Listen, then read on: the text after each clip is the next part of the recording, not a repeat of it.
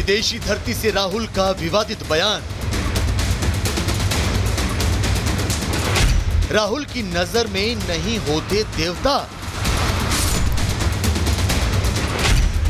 राहुल को राम और शिव पर नहीं है विश्वास।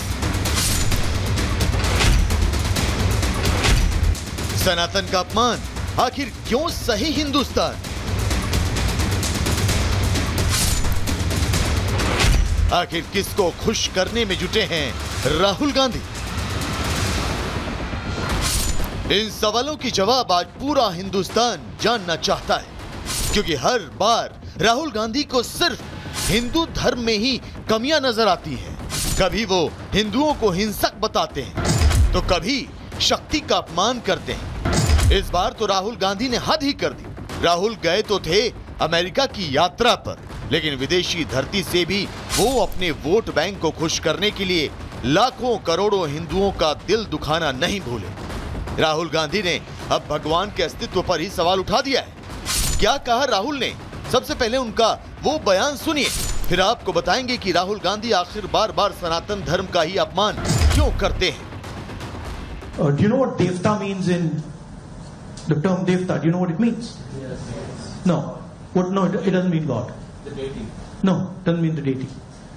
So devta in India actually means a person whose internal feelings are exactly the same as his external expression. Meaning he is a completely transparent being. Right? It does not mean God.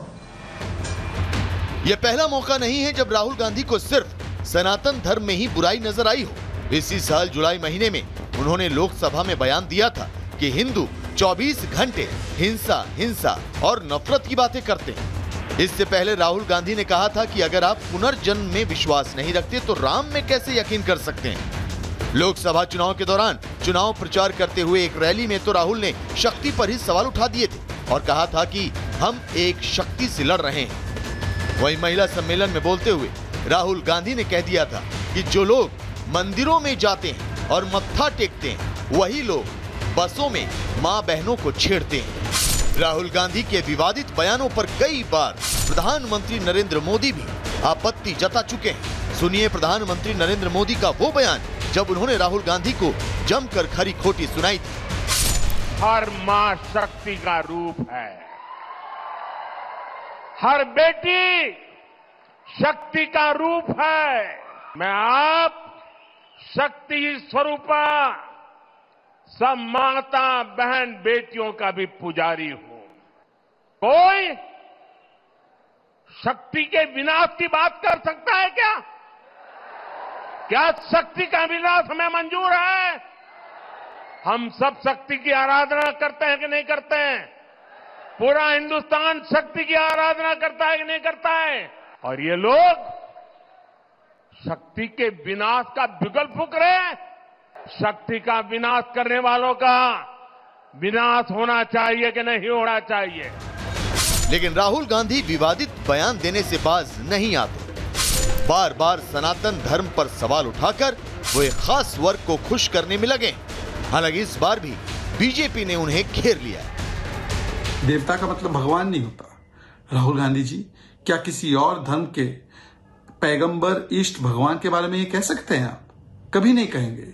परंतु ये केवल और केवल हिंदुओं को दो गाली ताकि मिले वोट बैंक की ताली, और इसीलिए कभी कहते प्रभु श्री राम का अस्तित्व ही नहीं। प्रभु श्री राम को भी ये भगवान नहीं मानते। अब देवता भी भगवान नहीं होता ये कह रहे हैं। हिंदू धर्म को, हिंदू आस्था को और हिंदू देवी देवताओं को अपमानित करने का यही बेड़ा उठाया है, क्योंकि मुस्लिम वोट बैंक की राजनीति करनी है। राहुल और कांग्रेस पार्टी से रिपब्लिक भारत और पूरा हिंदुस्तान आज सवाल पूछ रहा है कि आखिर वोट बैंक की ऐसी क्या मजबूरी है कि आपको बार बार सनातन धर्म का अपमान करना पड़ रहा है। Bureau report, Republic Bharat. तो सवाल दरअसल यही है कि क्या ये मजबूरी है, स्ट्रैटेजी है, या फिर जिस तरीके से टारगेट किया जाता है बार बार हिंदू देवी देवताओं को, हिंदू धर्म को लेकर, इसको लेकर पीछे की वजह क्या है? आखिर ये देवताओं पर बचकाना बयान क्यों है? दरअसल सवाल ये खड़ा होता है। साथ ही सवाल ये भी कि हिंदुओं के आराध्य पर आखिर बार बार हमले क्यों? कांग्रेस को सनातन धर्म से क्या दिक्कत है? आखिर क्यों बार बार ऐसे बयान दिए जाते हैं? तुष्टीकरण के लिए क्या आस्था पर चोट पहुंचाई जा रही है? बार बार ऐसे बयानों का आखिर मतलब क्या है, मकसद क्या है? क्या हिंदू सॉफ्ट टारगेट बन गया है जिसके चलते बार बार ऐसे बयान दिए जाते हैं? और अगला सवाल दरअसल ये भी कि क्या राहुल गांधी किसी को खुश करना चाहते हैं और किसे खुश करना चाहते हैं जो बार बार ऐसे बयान देते हैं? सनातन के अपमान से, चोट मिलने से जिस तरीके से वोट की उम्मीद की जा रही है, क्या ये वोट की पूरी पॉलिटिक्स है? ये तमाम सवाल है जो आज खड़े हो रहे हैं। इसी पे करेंगे बड़ी बहस, सीधे रुक करेंगे तमाम खास मेहमानों का। हमारे साथ जुड़ रहे हैं सीधे अयोध्या से महंत राजू दास जी, और इसके अलावा हमारे साथ जुड़ रहे हैं राजनीतिक विश्लेषक सौरभ दुबे जी, इसके अलावा हमारे साथ जुड़ रहे विक्रमादित्य जी, साथ ही साथ वरुण पुरोहित कांग्रेस नेता। पहले रुक करूंगी महंत राजू दास जी आपका।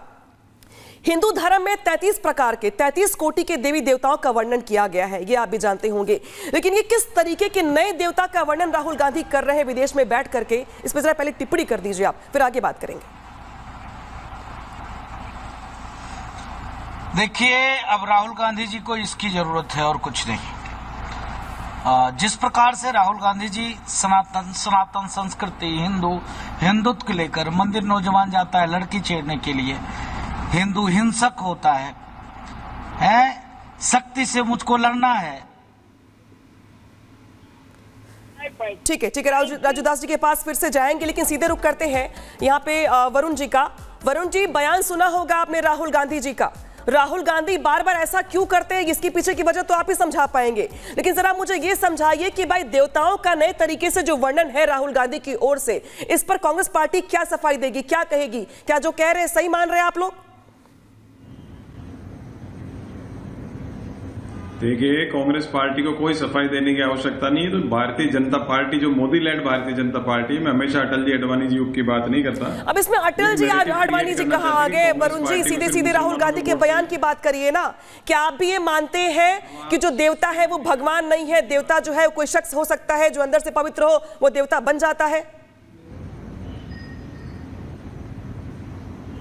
अब आप मेरी सुनना नहीं चाहते हो तो क्या करें? बोलिए। आप बताओ, कैसे बोल दूं? मैं बात कर रहा हूँ मोदी सेंट्रिक भारतीय जनता पार्टी की। अटल जी अडवाणी जी युग में ये बातें नहीं होती थी।